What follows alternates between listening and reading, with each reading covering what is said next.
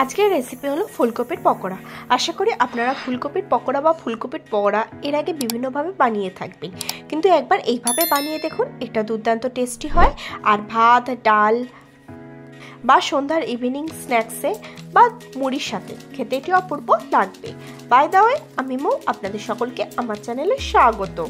ফুলকপির এই পকোড়াটি বানানোর জন্য আমি প্রথমে ফুলকপি নিয়ে নিয়েছি। এবার ফুলকপিটাকে একদম ছোট ছোট করে কেটে নিচ্ছি। ফুলকপিটাকে খুব বড় করে কাটা যাবে না, একদম ছোট ছোট করে সুন্দর করে কেটে নিতে হবে। ঠিক এই রকমভাবে ছোট ছোটভাবে কেটে নেব। আপনি যদি আমার চ্যানেলে নতুন হয়ে থাকেন তাহলে আমার চ্যানেলটি সাবস্ক্রাইব করার অনুরোধ রইল, আর পাশে থাকা বেল আইকনটি অবশ্যই প্রেস করে দেবেন, তাহলে আমার ভিডিও সর্বপ্রথম নোটিফিকেশন আপনি পেয়ে যাবেন। এবার ফুলকপিটাকে একটা পাত্রে তুলে নিচ্ছি, নিয়ে ফুলকপিটাকে খুব ভালোভাবে ধুয়ে পরিষ্কার করে নেবো। ততক্ষণ একটা মশলা রেডি করে নেবো। তার জন্য মিক্সি গ্রাইন্ডার নিয়েছি, তাতে নিয়ে নিচ্ছি একটা শুকনো লঙ্কা, আর নিয়ে নিচ্ছি দুটো কাঁচা লঙ্কা। কাঁচা লঙ্কা দুটোকে একটুখানি হাত দিয়ে ভেঙে দিয়ে দেবো 3-4 কোয়া রসুন, দিয়ে দেবো কিছুটা পরিমাণে আদা। আদাটাকে আমি ছোটো ছোটো করে টুকরো করে এতে দিচ্ছি। এবার এতে দিয়ে দেবো 1 চামচ গোটা জিরে, 1 চামচ গোটা ধনে, আর দিয়ে দেবো কয়েকটা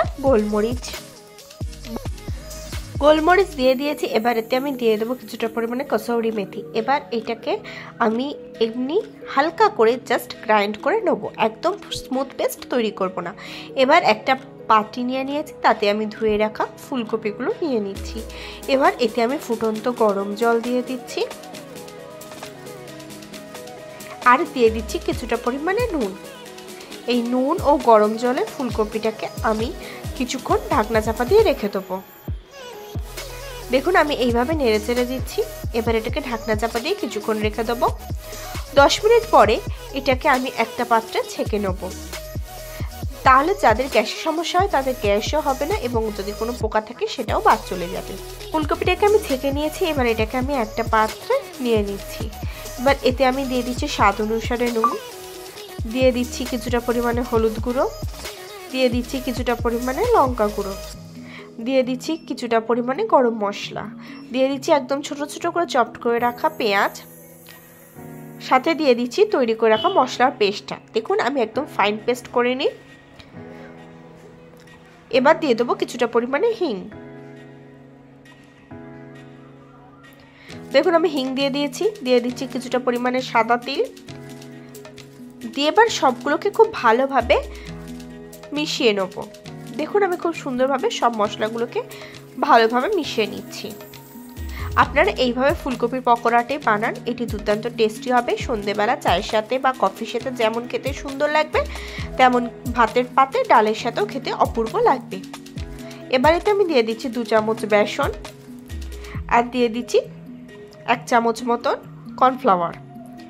আপনারা যতটা পরিমাণে ফুলকপি নেবেন সেই অনুপাতে এটাকে অ্যাডজাস্ট করে নেবেন। আমি এখানে 3 চামচ বেসন ও 2 চামচ মতন কর্নফ্লাওয়ার ব্যবহার করেছি। এবার এটাকে খুব ভালোভাবে মিশিয়ে নিচ্ছি।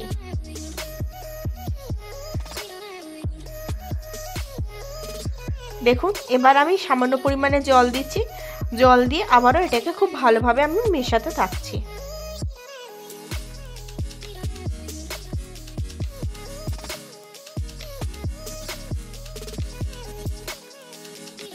দেখুন এটাকে আমি খুব ভালোভাবে হাতের সাহায্যে মিশিয়ে নিচ্ছি।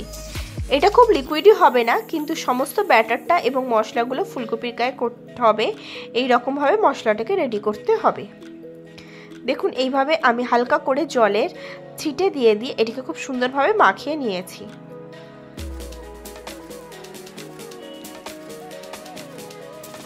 দেখুন এটা খুব ভালোভাবে মাখানো হয়ে গিয়েছে।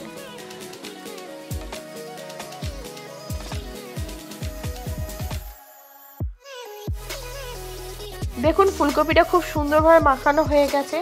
এবার গ্যাসে সাদা তেল নিয়ে নিয়েছি। তেল গরম হয়ে যাওয়া পর্যন্ত অপেক্ষা করব। তেল গরম হয়ে গেলে আমি এক এক করে ফুলকপিগুলোকে দিয়ে দেবো। দেখুন আমি ফুলকপিগুলোকে দিয়ে দিচ্ছি। গ্যাসের ফ্লেম আমি মিডিয়ামে রেখেছি। লো টু মিডিয়ামে এটাকে খুব সুন্দর করে লাল করে ভাজতে হবে।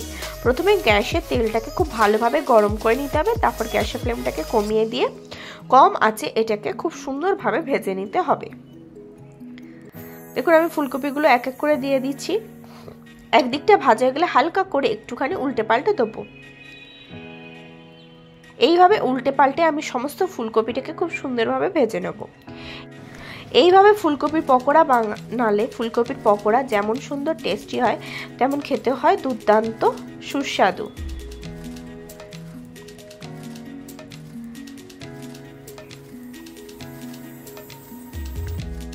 দেখুন আমি উল্টে পাল্টে খুব সুন্দরভাবে ফুলকপির পকোড়াগুলোকে ভেজে নিচ্ছি।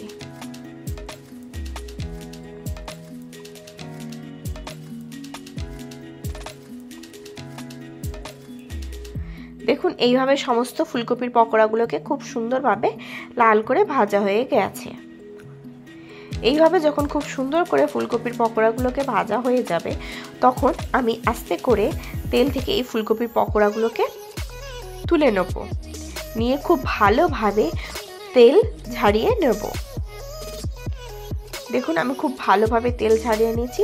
এবার এটাকে একটা পাত্রে রেখে দেবো। এইভাবে আমি সমস্ত পকোড়াগুলোকে ভেজে নেব